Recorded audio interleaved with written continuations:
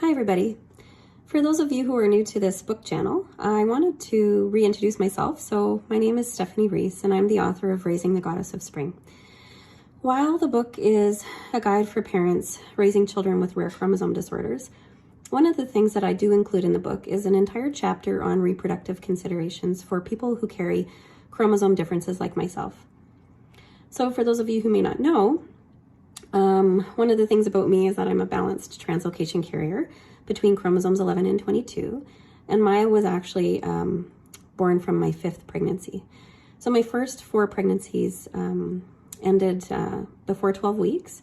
The first one was, the baby was identified on an ultrasound as having passed, and my subsequent 3 pregnancies ended the same way. So one of the most profound and difficult decisions I've ever made in my life was tying my tubes when a couple of months after I received my diagnosis and Maya's diagnosis. I didn't feel that I could have another child like Maya. I didn't feel that I could face more miscarriages, and I didn't think that I could abort a child.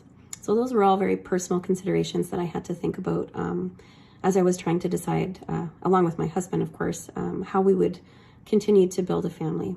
So while we had Maya, we also really wanted to be grandparents one day, and that was something that was never going to happen. And so I really thought it was important to have a chapter in the book that included not only my experience, but the experience of other families as well, and what they've gone through and the decisions that they've made, because everyone will make a different decision based on your own beliefs and values and personal experience. So there's an entire chapter dedicated to that and talking about the different issues and the ways to build families. So for my family, we were grateful to have learned about adoption. Jada and Jackson are our 2 younger children. Jada was brought into our lives in 2005 as a little 11-month-old girl that we brought home from China. And Jackson was brought home in 2008 from China as well, and he was 2.5. So I was 35 and 39, almost 40, when we adopted our 2 younger children.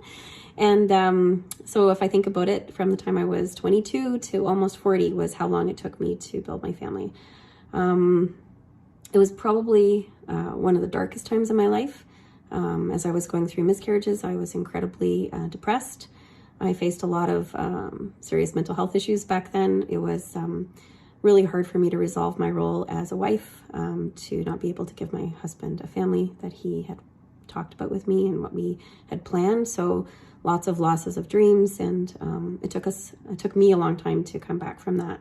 And I felt like I really didn't have a lot of support or anyone to talk to. I didn't know about any other carriers at the time, and I made my decisions in 1995, that is, based on the best information I had at the time. So there's lots of new great ways to build families, and I talk about some of that in the book. I'm grateful for how my life turned out. If I hadn't had Maya and I wasn't a balanced carrier, I wouldn't have the 2 most amazing younger children as well.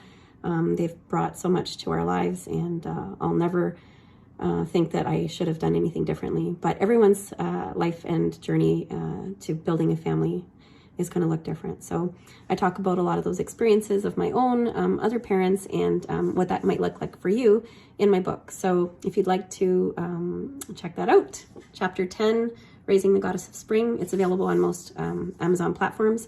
I'd really like to use this book channel to talk about a lot of the things that I have gone through and other families have gone through, and just keep the conversation going. So thanks for letting me have your ears for a couple minutes, and have a great day. Bye.